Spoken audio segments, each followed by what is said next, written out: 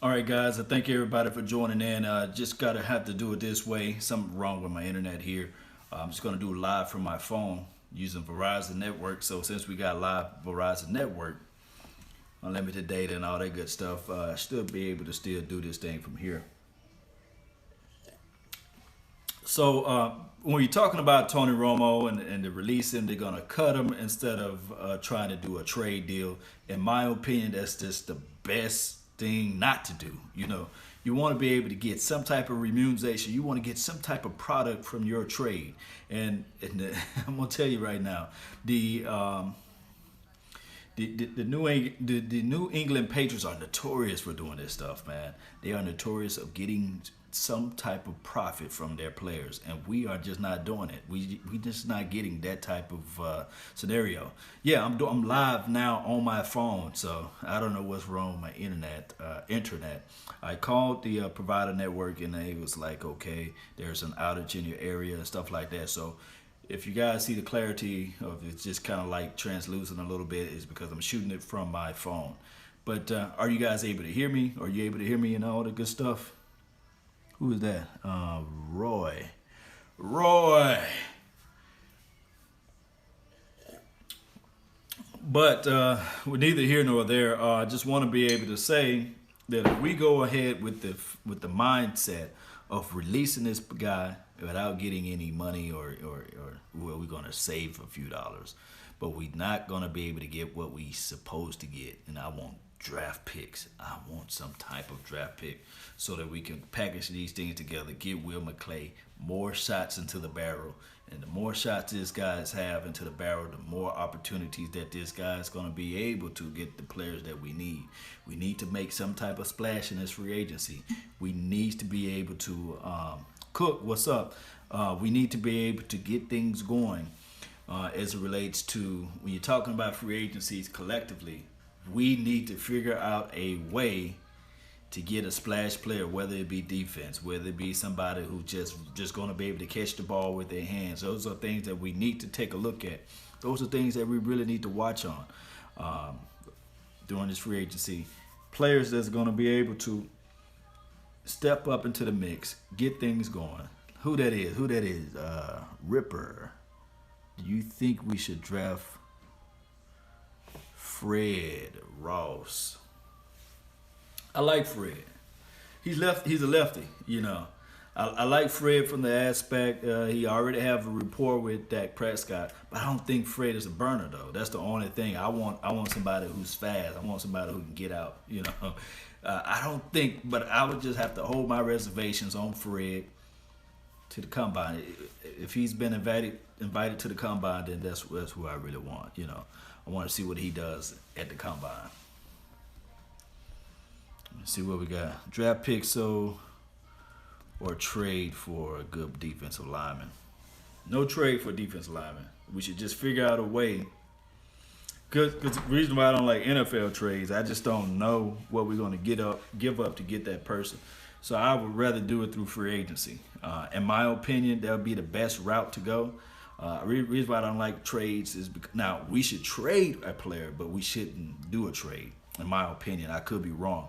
All right, but let me see what we got. But we need a good defensive lineman. We need somebody on that line. What do you think about Mario Williams or Sharif Floyd? I like Sharif a little bit better, but Mario, if we can figure out a way to grab him, that would be a plus. As long as he's not asking for a king's ransom, I would get Mario for $4 million, $5 maybe. If I'm not, Cook? I am all for Myles Garrett. Forgive me for being in the hype. Look, man, who's not? Who's not all for Myles Garrett? But I don't think Myles Garrett is going to be able. I don't think he's going to be available for us, man. It's going to have to give up so much. You remember the year before Joey Galloway? You remember Joey Galloway was doing everything. We gave up 2 first-round picks for him, and we could have had Sean Alexander, and we know that would have been a good transition between, and I'm going all the way back to 2000, maybe 2001, when we picked up the Joey Galloway stuff. We sold the form because we thought that we was one wide receiver away from making it happen. And then what? Less than 5 years later, we did the exact same thing for Roy Williams. And at that time, I think, if I'm not mistaken, I could be wrong, but the Detroit had 2 first-round picks with that, and I don't know if they got Calvin Johnson with that pick. It could be a little bit off, but I don't like us selling the farm to get one player. I would rather have Will McClay have the opportunity, the chance, the gall, the tenacity, the sure will of his mind to go out and grab players of his own. I think in Will McClay I trust. I'm gonna had to get a T-shirt to say in Will McClay I trust, or in Will McClay we should trust. Trust this guy. He's the brains of operation. He is the true GM. He is the guy that's running the operation. Him and Stephen Jones are fantastic together. I just love the fact that when they go and grab players, they grab players that they really did their research on. And I just really feel that Will McClay can do a better opportunity with more picks versus selling up everything and going out and grabbing a Miles Garrett. I like Deshaun Hall. Look at Deshaun Hall's tape. Deshaun Hall tape looks pretty good out there.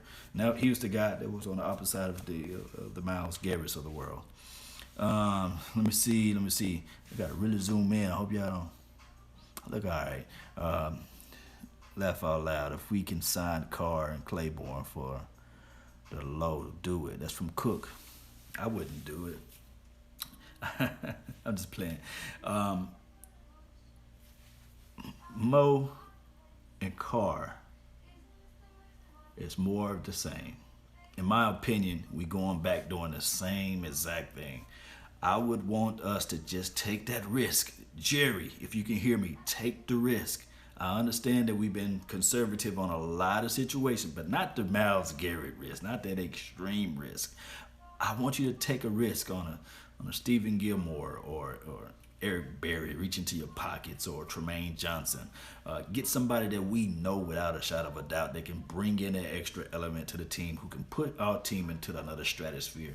That cornerback who can be able to get dog nasty. I'm talking about a good cornerback that can get into the face. Talib Akib, somebody who can get in the face and who don't worry about looking too cute or not worry about being blown off or getting big catch, you get caught on and all this stuff. We need that type of player. But at the same time, in the same token, if you're going to re-sign somebody and it's a choice between Carr and Mo Claiborne, I would, if Mo can stay healthy. You know Carr is going to stay healthy, but you know what Carr is going to bring. But if you try to gamble one more time, I would just have to say, hey, give Mo Claiborne a shot at it, Maybe he can figure out a way to stay healthy, which he have not been doing. Or just my opinion. What you talking about? Let me see if I can't even go back and read the comment. But let me see. It's not like we used to. Speed of Terrence Williams had speed, but I can't even see this thing. We barely saw him in the deep threat. Terrence Williams, T. Will. T. Will was a guy. He got the speed. He got the ability to adjust to the coverages and stuff like that. But T. Will's biggest problem was his inability to catch the ball when we really needed it. Unlike not catching the ball when we really need it, but T. Will's biggest problem is like sacking in 13 or sacking in 4. He just disappeared in a lot of games. So, in my opinion, I think it's time for us to just go out and test the market and see if we can find another T. Will out there who can catch the ball with his hands, opposed to letting the ball hit him on the chest.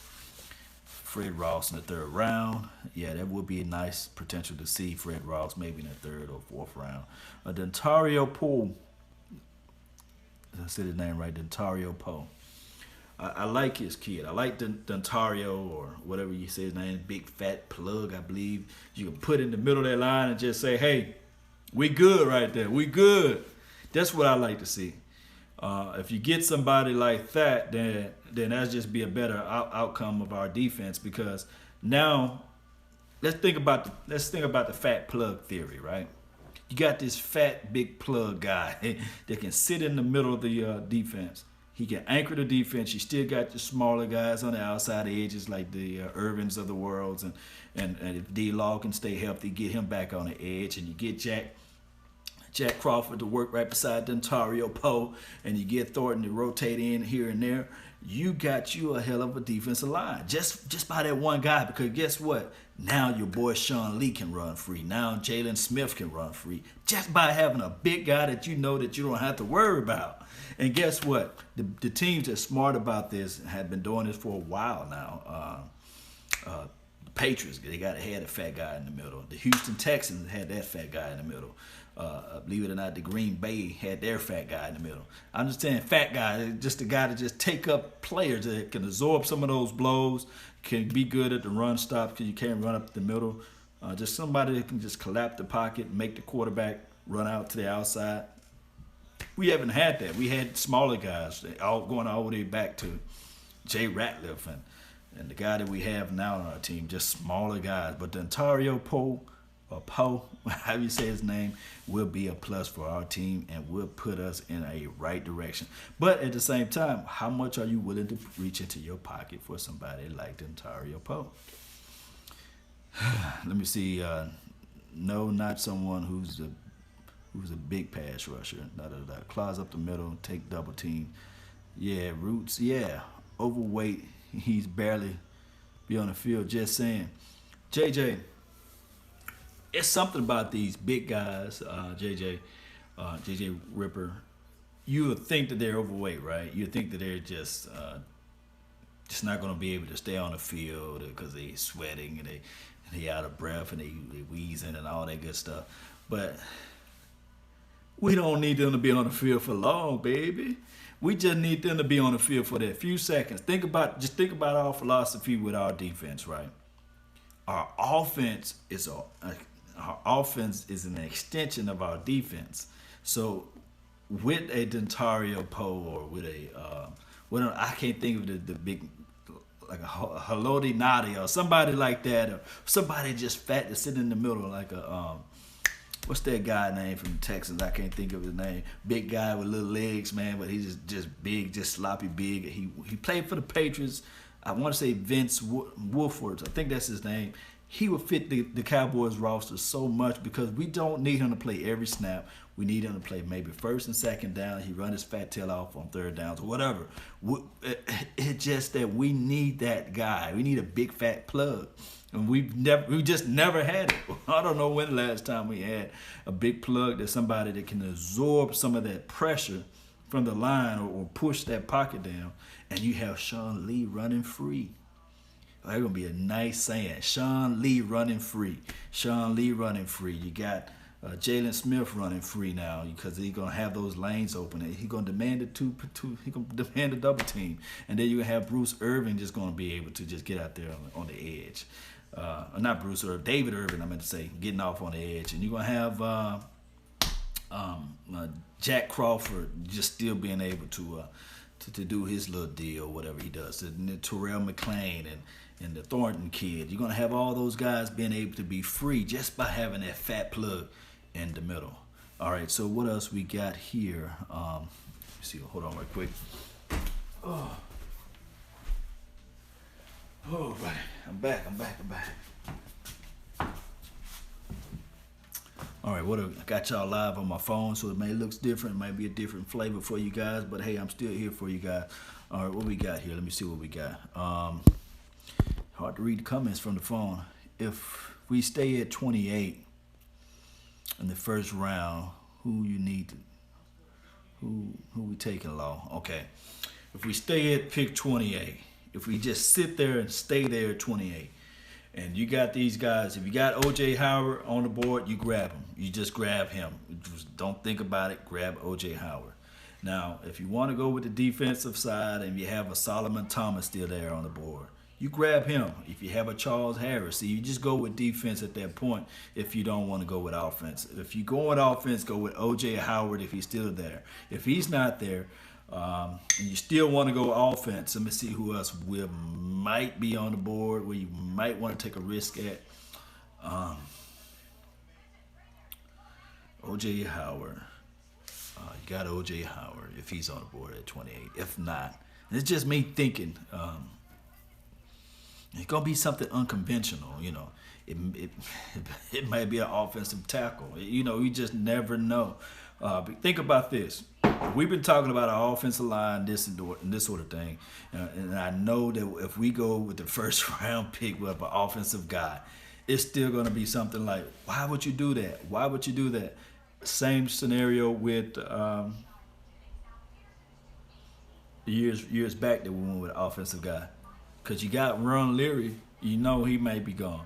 You got issues with Doug Free, he may be gone. You just I don't know if you really casting all of your thoughts on Collins. I don't know if you putting everything in perspective with him. You got Chad Green. You don't know whether or not he's going to stay healthy. You still have your reservations on Jonathan Cooper. So I wouldn't be as shocked that Will McClay say, you know what, I still have one more hole to fill on my offensive line. So you just don't know with Will McClay, but still you can't question the guy because he know how to pick the right picks with the first round pick. Well, it just there's so many obstacles. But me personally, I would go with OJ Howard, and then if OJ Howard's not on the board, then I would go with a defensive guy like the Solomon Thomas if he fall, or the Brunette kid, or the Walker kid from Florida. Just depending on the combines. That's why the combine means so much. Let me see what else we got. What up, Law? The King of Memphis. Shout out to you too as well. Let me see, but I see him in the Russell, Maryland was the last time we had a plug in the middle from Roy. Yeah, and you saw how that turned out, right? You saw how that turned out. That's what I'm watching right now. Let me show y'all what I'm watching. Let me see if I can get this thing going. Let's see if I can switch it around. See what I'm watching over here.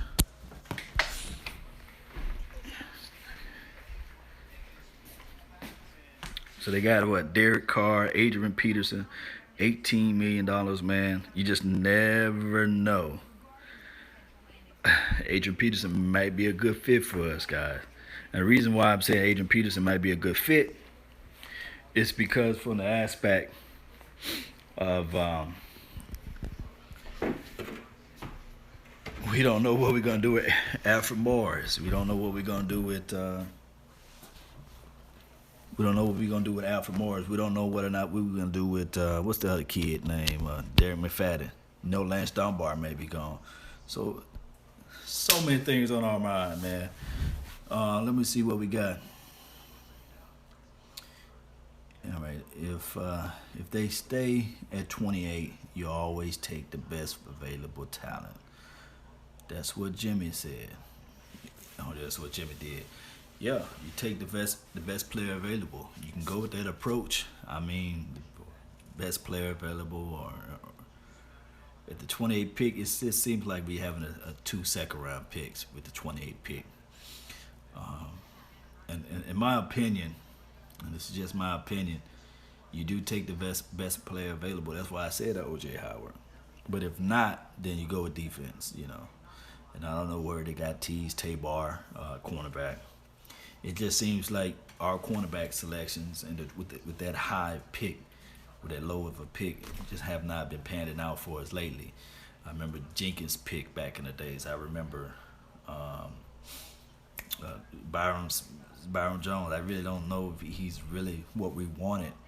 And then we had to push him back to being a safety. So many things, man. With a wide receiver, Corey Davis there. Yeah, you're right. Who's that? Roots. Corey Davis. If he's on the board with the 28 pick, would you pass him up? I know I wouldn't. So it's just so many things. Corey Davis versus O.J. Howard. Who would be better suitable for your team? Russell, Maryland, Yeah, we answered that. Collins used to be a right tackle, so replace Doug with Collins, and then sign Ronald to keep him at left guard.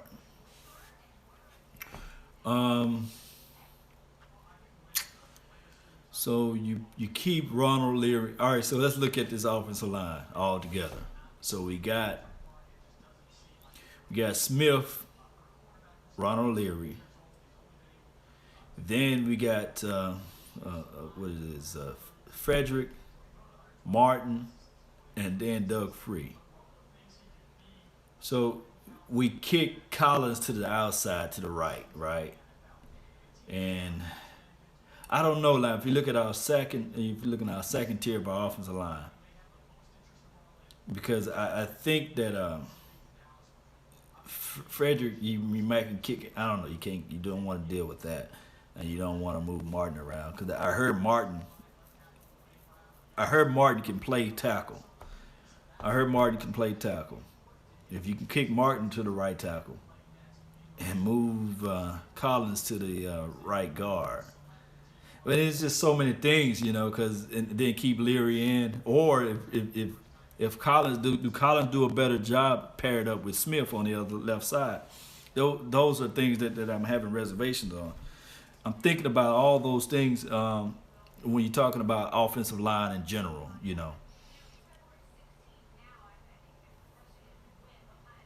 That's a good problem to have, but how are you going to find room to keep Leary though?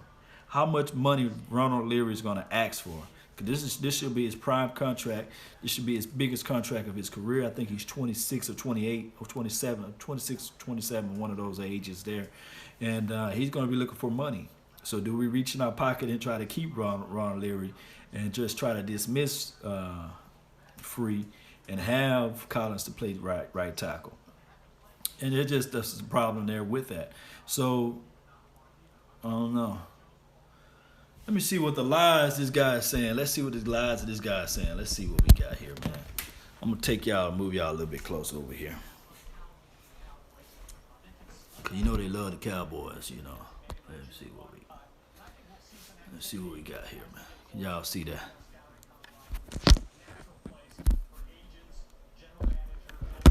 He talking about Romo.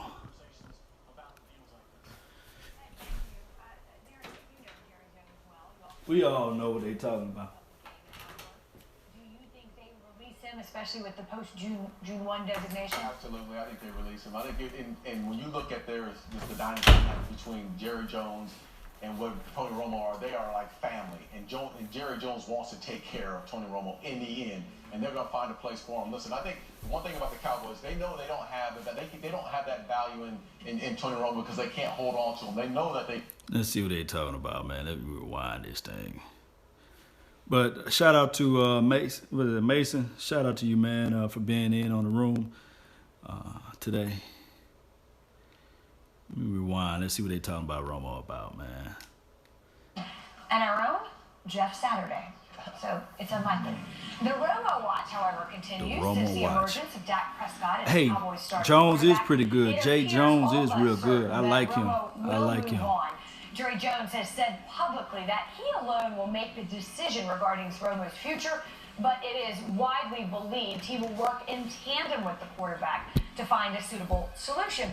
Lucky for us, our resident Cowboys whisperer, Ed Warner, is here to help us translate. Yeah, Warner. Well, I think, Wendy, the latest news on Tony Romo is that at the moment he's expecting eventually to be released and not be traded. The trade market just doesn't seem like it's going to be there.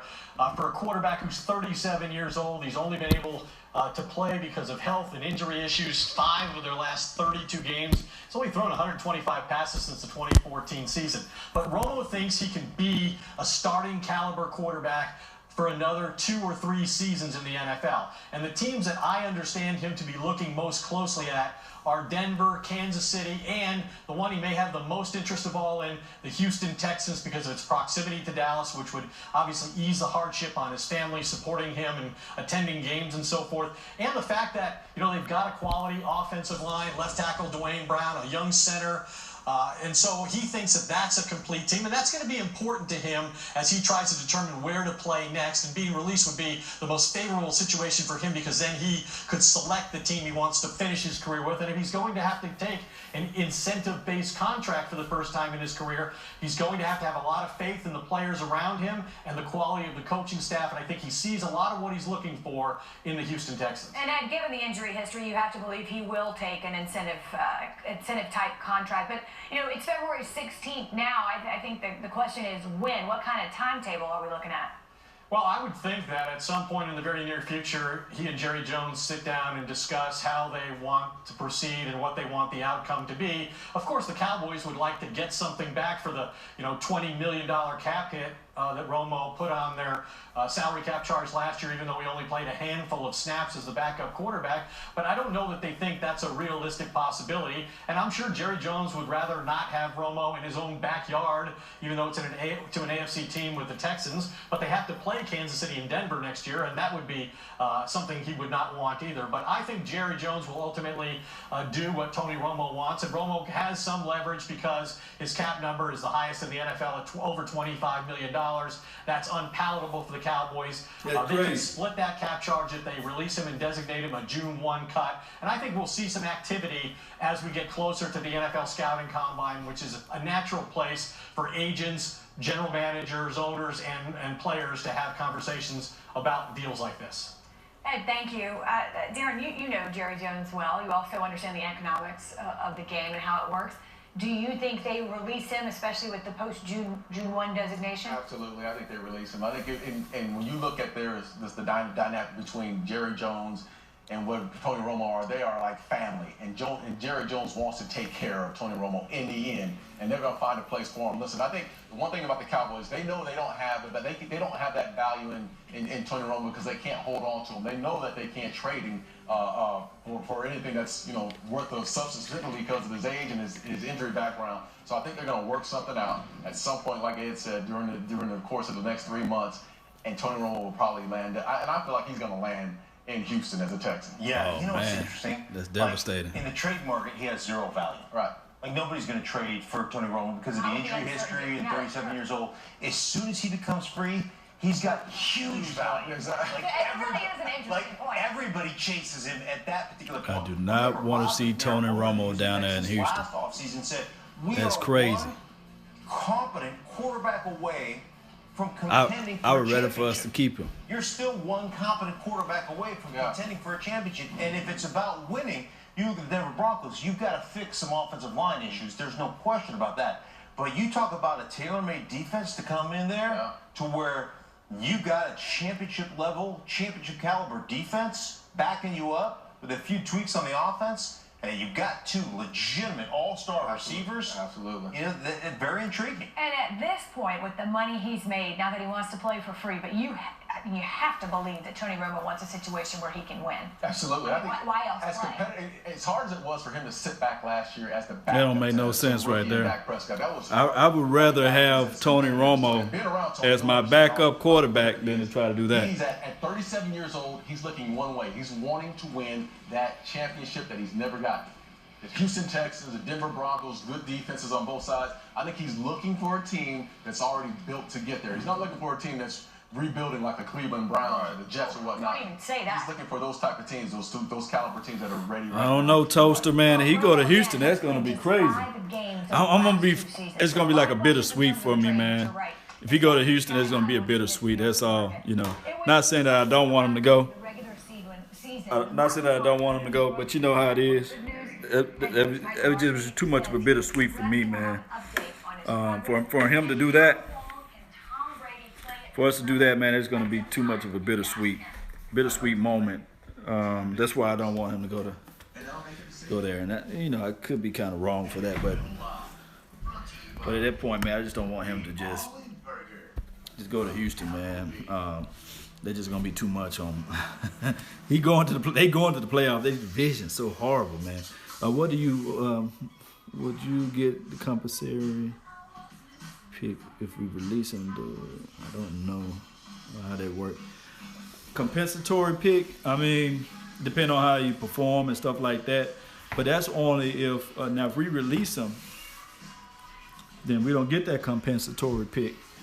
Now, if we lose them in free agency, then we get a compensatory pick. From my understanding of how the compensatory pick thing works.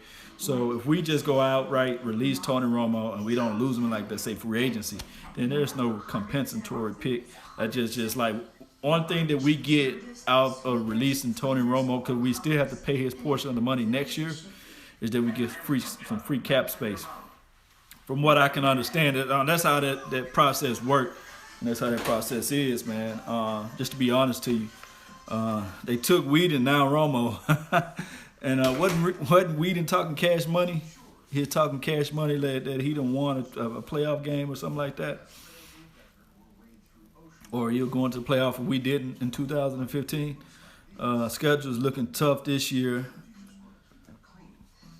This is from LA Mental. Schedule is looking tough this year. Do you have a record prediction? This year, I mean, I was the only fool or idiot last year that said we're gonna go 13-3, and I got a video to prove that I said that, but it was like in the most unconventional way of me just being lofty and thinking, not trying to put myself on a pedestal or anything of that nature. But I think next year, depending on, because we're playing the top seeds of next year, I think we probably can go 10-6. Just for me, just looking at everything now, I would say comfortably a 10-6. If we struggle a little bit, it'll be no less than a 9-7, and we definitely don't want to hear 8-8, and we just don't want to hear that. But I'm saying that we're gonna have a winning season next year, without a shadow of a doubt. As long as the NFC, was it Toaster? You said as long as it's not the NFC team. You're correct. As long as it's not. Remember, Dak was a compensatory pick. At least we would have. At least we would get that. That's what Mason said. At least we could get that. I mean, yeah, we picked Tapper and then we picked Dak Prescott. So, I mean, we just never know how these picks can unfold and fall into the right place. Picks is everything. That's why I say, that's why I really want to get something for Tony Romo. I just don't want him to be able to go to another team where we're not getting anything. And but if we cut him, well, we'll save 10, maybe 15, maybe we'll save like 10 or it could be like $9 million on the cap. That's the only thing that we're going to be saving. So collectively, I would rather have, in my opinion, I know that it's stressful having a great backup quarterback like Tony Romo, that you have those type of expertise as far as experiences and stuff like that. But I would rather have Tony Romo still on the team, because I hate to say this, but what would happen if Dak Prescott get injured? You know, now we're going back to 2015, you know, without having that backup quarterback. I believe in Kellen Moore. I trust Kellen Moore. I think that he'll do a better job than the Matt Castles of the world. But at the same time, in the same situation, you're looking at back at 2015, not having a great backup quarterback. And then we're looking at everybody saying, okay, Cowboys laughing stock of the world and stuff like that. So that's just my opinion, you know. We won't have the drama. Yeah, you won't have the drama for your mama, but you will have the long nights of just saying like, damn, I need a quarterback, and you don't want to overspend. Now, if there's another veteran quarterback that we can go out there and grab, then let me know. And I don't want to talk about Josh McCown or anybody of that nature. But what is important is that we have some type of backup quarterback, in my small mind, or my opinion, in my thoughts. I'm not trying to jinx Dak. I'm not trying to jinx him, man. You know, it's just what it is. It's just looking at the bigger picture. You know, it's best to have a bird in your hand than two birds in the bush, as they say. Hey, man, it's just what it is, man. And then on top of that, it is what it is, you know. I'm not saying you got to plan ahead. Those who build a house must count the cost, you know. You just can't go out and just start building a house without counting the cost. And that's how I look at life. That's how I look at stocks. When I trade stocks, that's how I look at the whole entire market. I don't look at, when I just look at one item, I'm saying, okay, this item is just doing it. I look at the whole collective picture of this particular item. How I'm going to hedge my bet, you know. Just like if you're just going to do anything in life, you know, you always must count the cost before you build the house. I know jinx is part of nature, but that's just the reality of life, man. You know, I wouldn't have got this far in life without counting my costs. And you got to count your costs at the end of the day. You know, you got to figure out how can you put yourself in the best situation.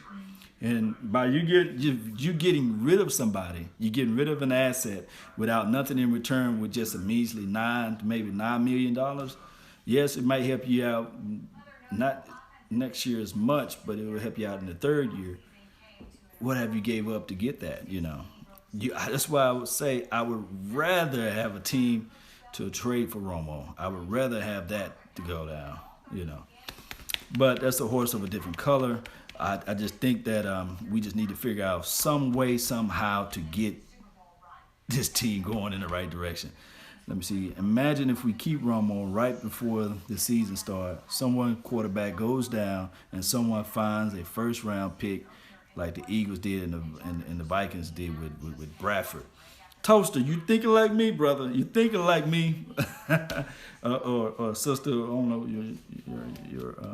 your gender, but you thinking like me, basically, fam. You thinking like me. You want to get something out of return of what you get with your asset. You just don't want to go in blindly. You know what I mean? You just don't want to do that, guys. You just don't want to do that. Let me see what time. Got 9 more minutes before I get back on this conference call. But like I say, guys, it's just things that you got to figure out what you want to do with your time, right? Wouldn't be a surprise if Cowboys pick up a quarterback in the draft. L.A. mental. You're right. If we pick up a good quarterback in the draft, we can help groom him. He can grow with. He can grow with Dak Prescott. We did it plenty of times before with Jimmy Johnson era. We had Troy Aikman out there, and then we had Rodney Peete at one point on our team. We had Steve Wash on our team at one point, and we was able to get rid of both of those players and preserve some picks on our team. So if we go back to revisionist history, your boy Jimmy always counted the cost before he built his house. He always said that, okay, I wanted Troy Aikman. I know that Troy Aikman would be my quarterback. But at this point, I need to have some type of veteran backup quarterback. He had at one point Steve Berline. He had some other guy. And of course, we had Jason Garrett on our team too as well. So he always thought ahead of time. He didn't have the mindset of not having that known commodity. You want a known commodity. In 2015, we didn't have a known commodity at all. We had a Brandon Whedon, who was unproven as a backup quarterback. We had him, then we went out and started reaching for a Matt Castle, who was pretty much washed up and unproven. I only had one winning season, and that was with the Patriots. He was 11-5, and I think he might have had a 10-6 year with the Chiefs, but at that point, he was washed up at that point and just didn't come to a full flows of everything. But it's just how it goes, man. I agree. That's what JJ. Let me see what you say. I agree, but it's going to very late in the draft, later than Dak. You're right. Yeah, this draft is everything for us, guys. This draft is going to be the end all or all in. You know, we're going to have to really figure out this offseason. Means everything. This is going to be the next direction of this team for the next decade. This is how important 2017 draft is and free agency is. It can set us up for the future or it can set us back. But we got to figure out what to do just like that. And I'm just going to tell you right now, that's my time. I really appreciate you guys for tuning in, joining in to the Law Nation Network. Like I said, I had to shoot it from my phone, so it might look different. I don't know how it's going to look once it's uploaded completely to YouTube. I thank you guys for following into the channel. Please stand by, stay near. I'm going to try to shoot something tomorrow. Got off the phone with Comcast, who is my internet provider. They said there's an outage in the area, so that's why everything was choppy earlier when I was doing a live stream. Thank you guys. Also remember, you're still listening to nothing but the best. May God bless until I see you guys again. How about them Cowboys? I'm out. Peace.